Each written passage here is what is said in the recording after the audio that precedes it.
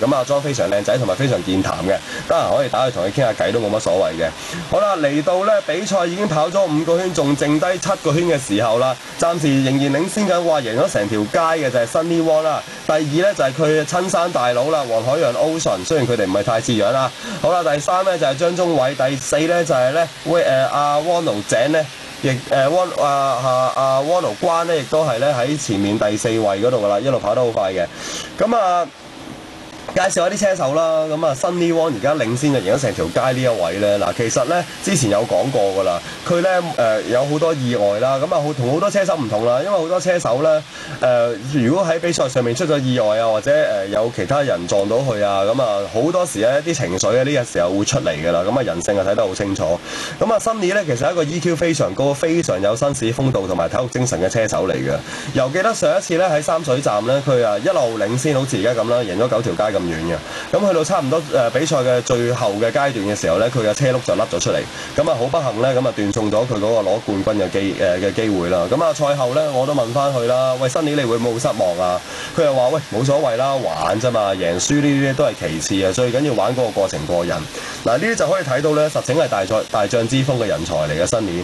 咁我問佢啦，點解 EQ 咁高咧？原來咧佢有個秘密嘅訓練方法啊，就係平時咧佢玩呢個 Kendama 波啊。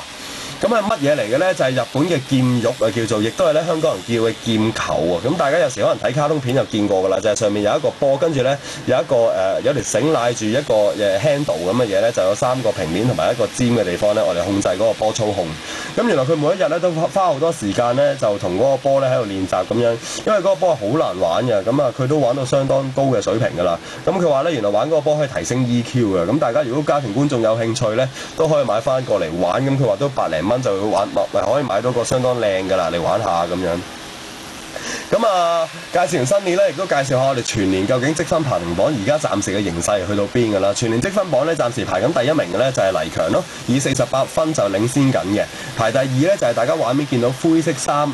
黑色頭盔呢一位 Tony Ho 圈速非常快嘅，咁啊暫時46分2分之差咧緊隨其後㗎啦。排第3嘅就係大家今場咧都見到㗎啦，有嚟比賽嘅藍衫藍頭盔嘅炸彈人啊，暫時要44分緊守喺第3位。佢咧上一站係攞咗我哋頭車冠軍嘅。第4位 Kenny 爸爸 Kenny Law 有36分，第5位咧黃海洋 Ocean 喺33分，暫時排喺第5位。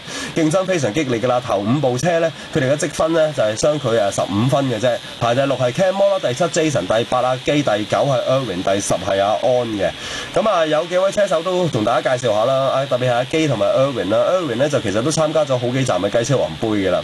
咁啊今年嘅第1站嘅時候咧就僅攞到個僅僅第4名嘅。咁啊其實咧每一站咧佢嘅都好落力嘅去希望咧去衝擊呢個 podium finish。咁啊好可惜有時架車就個 condition 就麻麻地啊，有時可能好多意外啊，咁咧就影響咗佢嘅成績。但係佢咧非常有體育精神嘅啦，繼續每一站咧都好拼搏好落力咧，希望咧可以爭取到好成績。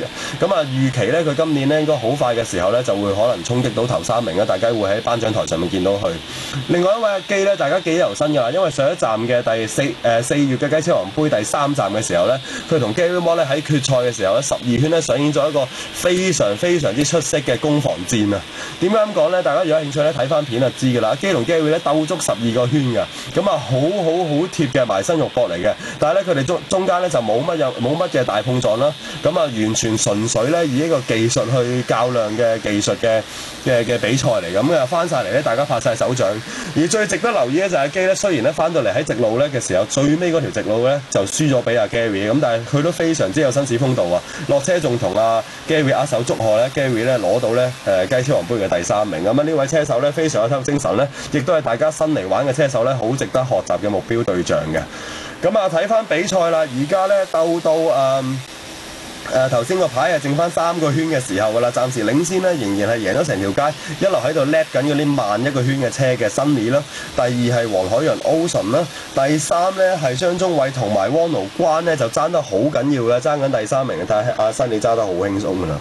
佢條線咧就相對保守啲啊，比較闊少少啊，盡量將所有彎道咧有咁直拉咁直咧，希望一個圈速可以快少少。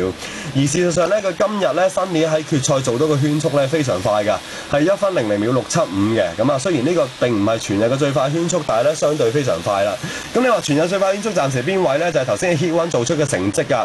小朋友Kenneth Chan 啊 ，Kenneth Chan 咧嗱，佢係11歲嘅啫。咁啊，當然啦，磅比較輕啦，而且咧佢揸嘅技巧咧非常之高超嘅。點解有咁高嘅技巧咧？咁細嘅年紀，原來咧佢係參加沙井嘅深圳極速賽車場，佢裡面嘅小型賽車訓練班嗰度出身嘅。咁啊應該係前幾個月就啱啱畢業嘅啫。咁啊跟邊位學嘅咧？話呢個名真係響當當啦！全國嘅7屆全中國嘅小型賽車總冠軍鐘兆凡先生阿反啊！咁你如果喺國內玩小型賽車，你去到邊個賽車場提起呢個名咧，大家都認識㗎啦，鐘兆凡。因為咧連續攞咗7屆嘅全國冠軍，真係咧佢嘅成績咧無人能及㗎。咁啊，你每一次甚至喺沙井嘅會賽啊，又或者係全國賽啦，經常性咧都可以喺頒獎台上面咧見到佢嘅蹤影啊！好多時候都係攞頭車。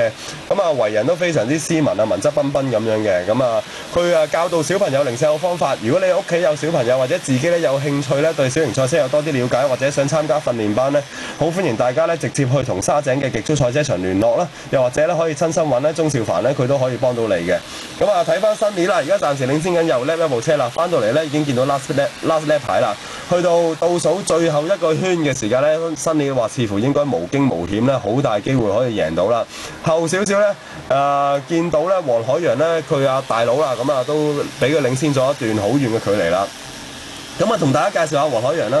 黃海洋咧，其實除咗佢係自己本身係新手組嘅80cc 車手之外咧，佢另外咧都係01車隊、01小型賽車隊嘅車隊經理嚟㗎。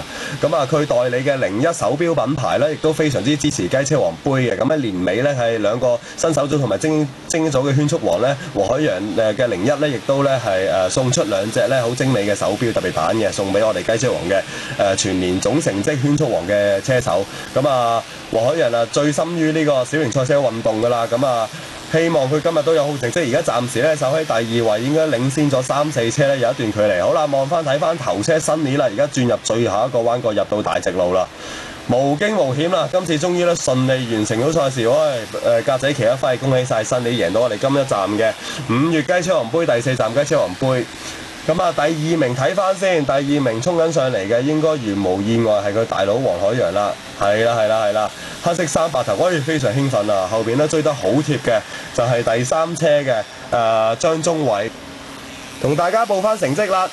第1名係 Sunny Wong， 第2係 Ocean Wong， 第3係張宗偉，第4係 Ronald Guan， 第5係 Desmond Chan， 第6係 Raymond 張，第7係阿基，第8 Ricky Matt， 第9係 Kenny Chow， 排到第10係 Ken Mo， 第11係 Erwin， 第12係 Kenneth Chan 小朋友，第13咧女子組車手啦，Joanne Ding， 第14係曾之容，排到15啦，非常好彩㗎啦，因為排到15名咧都仍然仲係有1分嘅。暫時咧喺呢一場嘅比賽之前呢，喺排名榜第2位嘅 Tony Ho 都有1分嘅。第16係梁慕堅，第17係另外一位女子車手租井，第18係大肥仔 Henry Low， 第19係今日架車有問題好唔好彩嘅炸彈人。咁啊，今日嘅雞車王杯現場直播新手組嘅比賽咧，到呢度嘅節目時間亦都差唔多啦。喺呢度咧，再一次咧，多謝各位嘅家庭觀眾嘅收睇。我哋下一次嘅節目時間再見，拜拜。